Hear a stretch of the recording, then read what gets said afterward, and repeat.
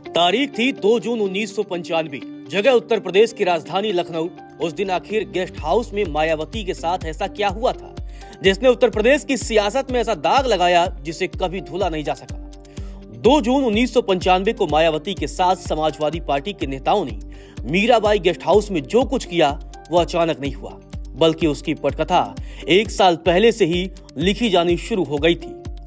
6 दिसंबर 1992 को बाबरी मस्जिद विध्वंस के बाद तत्कालीन केंद्र सरकार ने यूपी की कल्याण सिंह की सरकार को बर्खास्त कर दिया।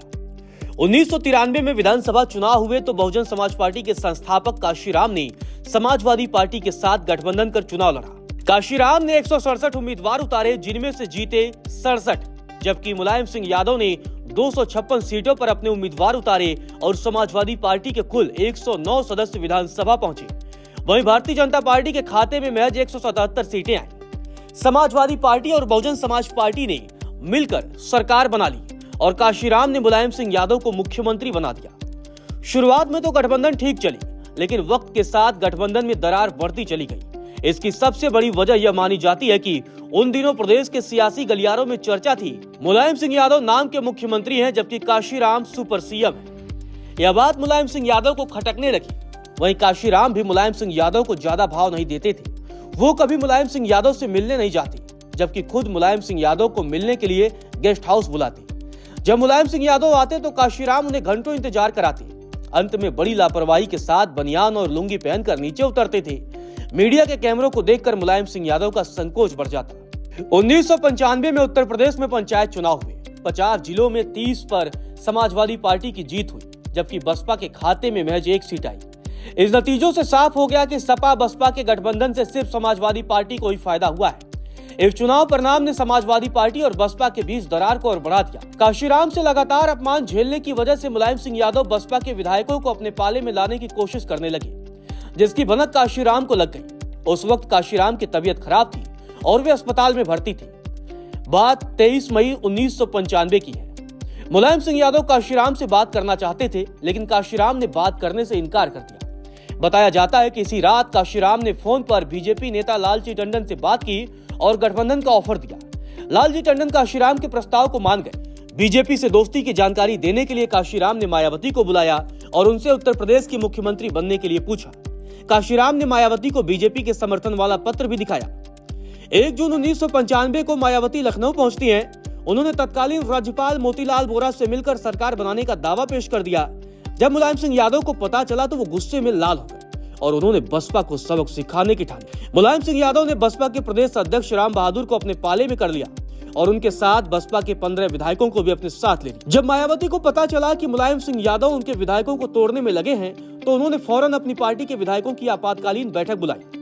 2 जून 1995 को मायावती लखनऊ के मीराबाई स्टेट गेस्ट हाउस में पार्टी के विधायकों और सांसदों के साथ बैठक कर रही थी। उस वक्त मायावती इसी गेस्ट हाउस के कमरा नंबर 1 में रहती थी और सभी विधायक कॉमन हॉल में बैठे थे।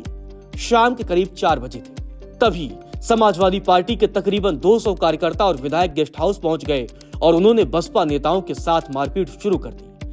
सपा नेताओं ने हमला इतना आक्रामक किया था कि बसपा नेताओं में खौफ हो गया। पिटाई के दौरान बसपा विधायकों से मुलायम सिंह यादव को समर्थन देने के लिए एक शपथ पत्र पर सिग्नेचर करवाया जा रहा था। विधायक इतने डर गए कि वह कोरे कागज पर दस्तखत करने लगे। सपा नेताओं ने मायावती को भी घेर लिया। मायावती भागकर अपने आप को एक कमरे में बंद कर लेती है।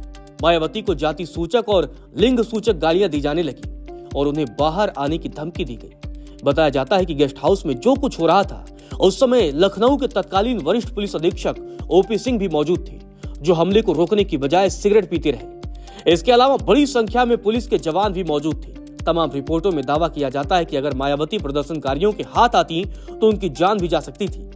कई रिपोर्टों में यह भी दावा किया जाता है कि सपा नेताओं के हाथ मायावती की साड़ी तक पहुंच गए थे और यही वजह है कि गेस्ट हाउस कांड के बाद मायावती ने कभी साड़ी नहीं पहनी। गेस्ट हाउस कांड ने मायावती और मुलायम सिंह यादव के बीच एक ऐसी राजनीतिक लकीर खींची जिसका जब भी मायावती के सामने जिक्र आता है तो उनका चेहरा लाल हो जाता था। अपनी आत्मकथा में गेस्ट हाउस कांड के लिए मुलायम सिंह यादव को जिम्मेदार बताते हुए मायावती लिखती है, मुलायम सिंह यादव का आपराधिक चरित्र उस समय सामने आया जब उन्होंने स्टेट गेस्ट हाउस में मुझे मरवाने की कोशिश की। मुलायम सिंह यादव ने अपने बाहुबल का इस्तेमाल करते हुए न सिर्फ हमारे विधायकों का अपहरण करने की कोशिश की, बल्कि मुझे भी जान से मारने का प्रयास किया। करीब 2 घंटे गेस्ट हाउस में राजनीति को कलंकित करने का तांडव चलता रहा। आखिरकार शाम को लखनऊ के जिलाधिकारी राजीव खेर गेस्ट हाउस पहुंचे। राजीव खेर ने मुलायम सिंह यादव के आदेश को नहीं माना और पुलिस की मदद से भीड़ को हटाया। उसी रात 11 बजे मुलायम सिंह यादव की बात न मानने वाले राजीव खेर का ट्रांसफर कर दिया गया।